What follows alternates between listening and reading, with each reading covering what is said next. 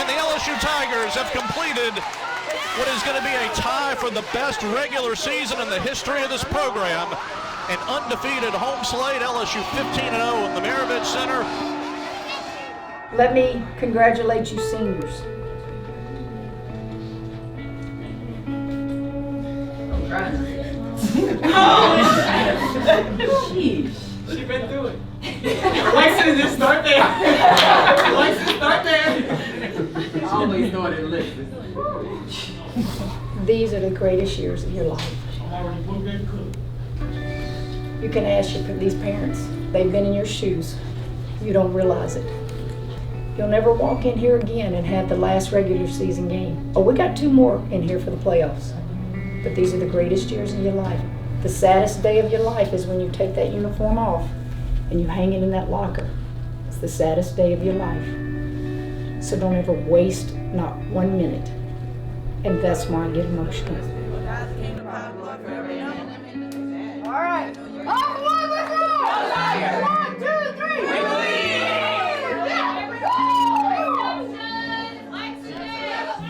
3. Alexis Morris, I've known since she was in the 7th grade. So I know her good, I know her bad, I know her ugly, but in return she knows my good, my bad, and my ugly. I've said this, and I'll keep saying it. Alexis Morris can write a book, and it'd probably be a bestseller because I think you would get the truth from an athlete that would not blame a coach like a lot of athletes do.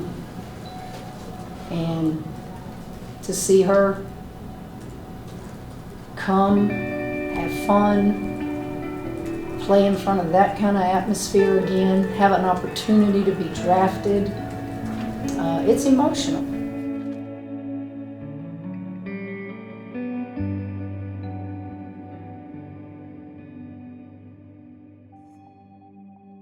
Beaumont has a lot of history, and it's my home, so I always love it. It's one of the sweetest places to me. The 4500 block in the North End is where I learned how to play basketball. It's like where I learned grew up around my friends, and kind of like built me and shaped me into who I am today. My parents probably got me a basketball for Christmas. I just picked it up, and I guess I just instantly fell in love with basketball. By the time she was 5, she was sneaking out the house as soon as the sun would come up on the weekends, and we would hear that basketball banging against the garage door. The neighbors would say, "Alexis is up." I cried for a basketball goal. They got it after because I kept banging on the garage. And I cried for a basketball, a better basketball, because my basketballs are busted up, and it was a small one, and I wanted a bigger one like the kids in the neighborhood. Before I got to elementary school, I was playing in the Little League for the Rockets, a YMCA league. That's when I first started playing with boys. And that's when I knew I could compete with the guys because I was pretty much better than all of the guys. I always felt like I could do anything they could. I had a feeling she was going places with basketball, and I knew that she wasn't going to give basketball up. Basketball was her love, and still is. I remember when she joined the boys basketball team, and she was the boys basketball team. She was the star. It started and ended. The ball was in her hands at all times. She dominated. Her skills, her ball handling skills they developed. So by the time she got to middle school, you could already see that she was a step beyond her age and what she could do. I just told her that you have talent that you don't realize. You have potentials that have not been developed. And if you're making college people look at you at this age, think of what you'll do when you become a senior and graduate. I kind of feel like basketball is in me. It's like in my DNA. I feel like you don't just like put your all into something and don't have a destination or goals. So yeah, that's why I did it. It was always a dream come true for me.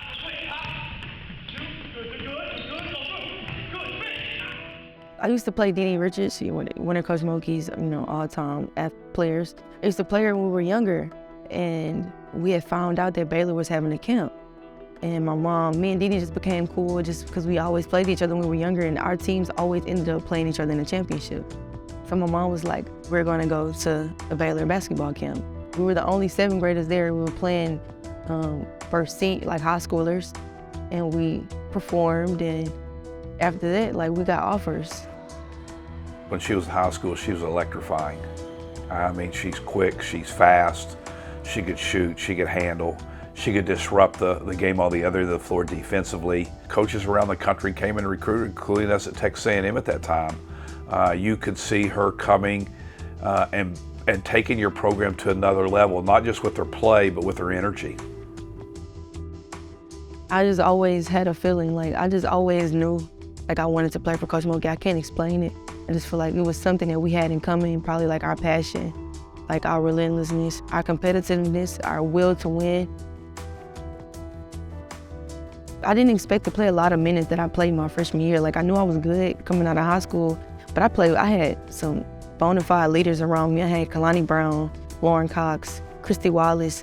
Like, they had just went to the Final Four the year before I came. I just wanted to learn from them. Like, I've always been me. Like, I always knew I was good, and I always was confident. Like, Coach Mulkey always believed in me. I had to, like, grow up really fast my freshman year. I never got treated like a freshman either. Coach Mulkey never treated me like a freshman. She always just held me to a higher standard and a higher expectation, always. Kind of like now, too. She probably sees a lot of things in me. I was always quick, fast.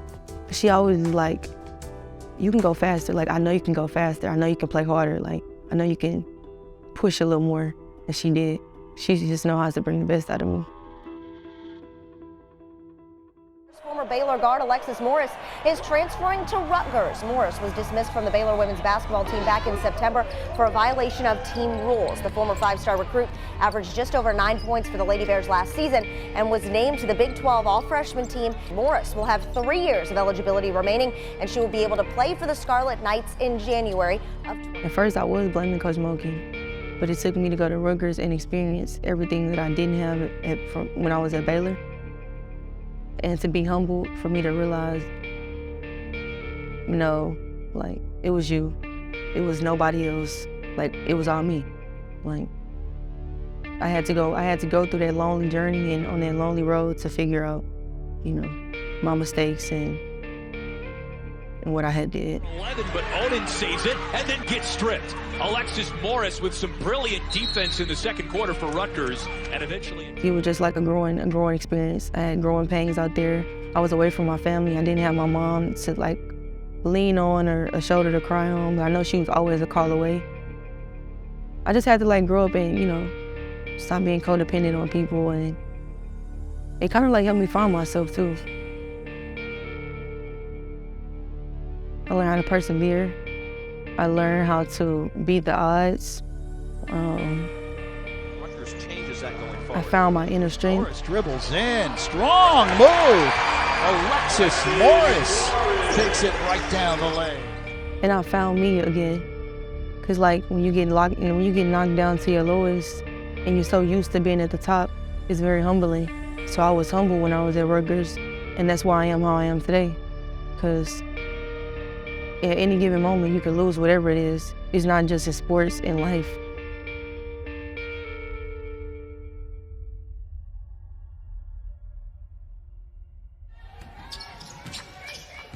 What a spark off the bench for Texas A&M. Alexis Morris, the Baylor transfer, who played just 1 minute against South Carolina last game.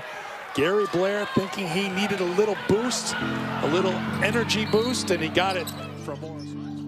When I left Rutgers, like, it's like at every destination, I wanted to finish there. Like, I wanted to graduate there. I never had plans on transferring this many times. But unfortunately, I had to. When I got to Texas A&M, I was just like, I just want to be home. Like, I just want a home feeling. Like, I want to be able to call my mom to come bring me some food, or, you know, just to come hang out, or I want to be able to see my moms in the stands at the games. I think a big part of her coming back to A&M was how hard we recruited her earlier. And I think Coach Blair was one of those coaches that likes to give kids chances. And we never lost sight of the fact of that little kid that had great skill and great energy. We wanted her to bring that to our program, and she did. The only thing I didn't really get at Texas A&M was to perform as much as I would have loved to. They're cutting down nets in Reed Arena tonight. Texas A&M wins its first SEC regular season championship. I had to learn how to be a good teammate when I was at Texas A&M. And I mean, not in a way that I'm playing and I'm having to lead by example, but being a cheerleader. Like, I'm not getting those minutes, so I had to find a way to enjoy being on the team because I didn't feel like I was contributing to the wins. I think probably you can lose the love of something when you're not playing very much. You're putting all that work and time and effort in, and she's thinking, gosh, here I am towards the end of my career, you know, so, and, you know, in a not so good way, you know, how can you not have joy when your team is winning at a very high level? Because I wasn't getting as much playing time, but in a way, when I look at it, I was contributing to the team. I learned what the true value of a teammate was when I was at Texas A&M. You don't necessarily have to be on the court with your teammates to know that, you know, to have them know that you have their back. I always had to have a shoulder to lean on when God put me in a position to where somebody could lean on me. You know, I'm not on the court out there battling with you, but I got your back. On behalf of all the Tigers in the world, it is my honor to welcome home the head coach of your LSU Tigers, Coach Kim Mulkey. My dad, he never tells me like what to do with basketball or like kind of just let me be free. But he called me, he was real adamant. He was real assertive with these words. He said, you need to talk to Coach Mulkey and you need to go back and play for her if you want to continue to play basketball and succeed at a high level. He was like, you need her in your life and she's gonna need you in that program because she's rebuilding. So it's a perfect opportunity.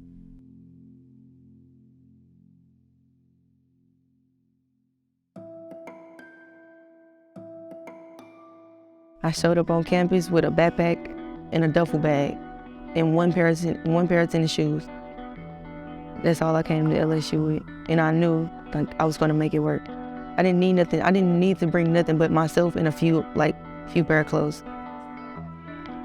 It was like nerve-wracking just waiting to hear back from the NCAA. In my head, I'm thinking like, what if like I don't get to play and I have to sit out another year? Like I had just sat out at Rutgers. Towards that second game, like more towards it, I was like, something's gonna work out. I just had a feeling like this is like too good to be true for me for my waivers to not get accepted. And then I think the day before the game, Coach Mulkey came up to me and was like, you playing tomorrow? And I was like, stop playing with my emotions right now. And she was like, you're playing tomorrow. Don't say nothing though. I don't want you to tell nobody. We're just gonna surprise the whole PMAC. And it was like the best feeling in the world. And Alexis Morris is going to make a very quick appearance into the game. Morris, a transfer from Texas A&M, was a five-star who played at Baylor for Kim Mulkey. Like, soon as I took the jacket off, stepped on the court, it was like a relief. It was like a relief of everything. I just let everything go in that moment. Whatever I was holding on to from the past, I was like, it's all over with now, it's done. After the game, she said, Mama, I only had 11 points. And I said, what I saw was so much bigger than 11 points. I saw you happy. I saw life. I said, the points are gonna come. It's gonna work out. And the rest is history. I was showered with love when I got back. And it was just a reminder of how much, you know, these people really genuinely cared about me ever since I was a kid. It was just like a relief too, like, dang, like, you was looking for this feeling in other staffs or in other schools, but this is where you were meant to be.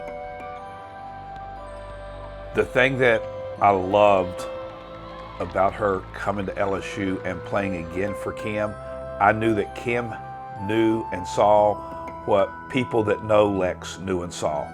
She knew what was in there. And that's why she had no problem, I think, giving her a second chance. I remember when they came to Auburn.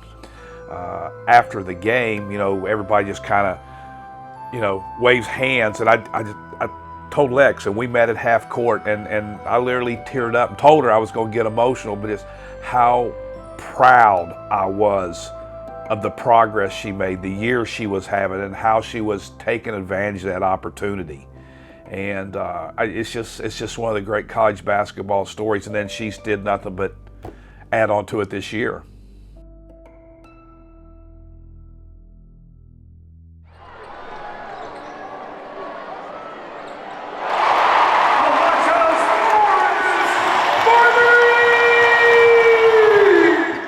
I'm not sure how many people know this, but she has this alter ego referred to as Luther. Luther is that person that's incredibly locked in and plays at the highest of levels.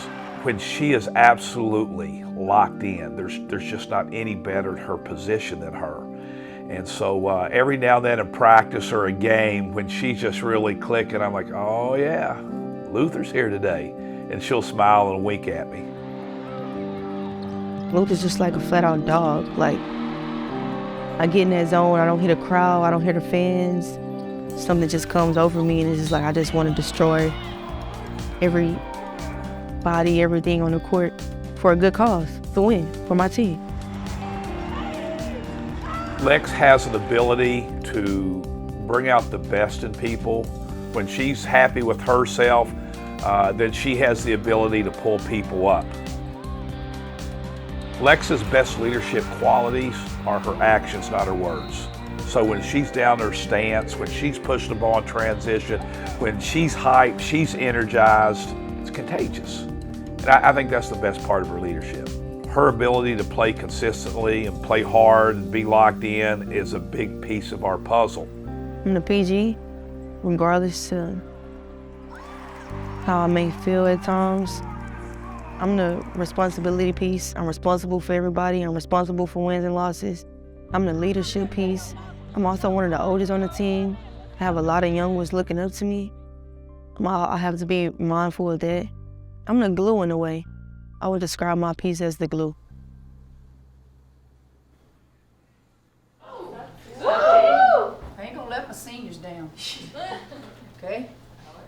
If they play as good as my jacket looks, we all right, right? It goes by fast. Dear Heavenly Father, let them have the time of their life. Keep us away from injury. Amen. Amen. Off one, my bro!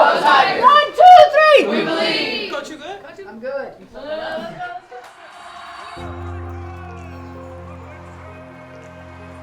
I think my story is different because I'm not supposed to be here. And I'm standing here 10 toes. The world counted me out at one point. I think my story is special because I always put the human being first. And I think you can see that in how I carry myself. Like, I'm human, and I want to be treated that way. She's a kid that perseveres. She has a tendency sometimes to stub her own toe. But I think the thing that I love about Lex is that she just keeps coming back. You know, she can have a rough day, she can have a rough year, she can have a rough set of circumstances, and she just keeps coming back. And it's hard to quantify how special that is. My grandmother told me if you fall on your back. Therefore, when you look up, you still see sunshine. I think Kim's ability to talk to her as a point guard makes a huge difference because she has an understanding of some of the things that Lex is going through on the floor and off the floor. So I think that point guard connection there is what makes that relationship special. And then I think Kim provides something that Lex craves, which is discipline and accountability. I appreciate you guys letting me get on you. You will be a woman because of it, Alexis Morris. You're gonna fall down, you're gonna hit rock bottom. It's not about how many times you fall, it's about how many times you get back up and you climb that ladder. Deep down in her heart, she wants to be part of a team. And I think that's part of her ability to come back. She comes back not just for the round thing and to put it in the hole, but to be part of a team. And I think she needs team as much as team needs her, which goes back to the puzzle piece. You know, the puzzle needs the pieces, but the pieces need the puzzle too, right? You know, so I think sometimes people don't realize how important that is to her. For me. For me. Can you look in the, can you say, I just didn't quit for TT? Say, I just didn't quit. I just didn't quit. Say, I just didn't quit. And I didn't quit. Say, I just didn't quit. And I didn't quit. Thank you.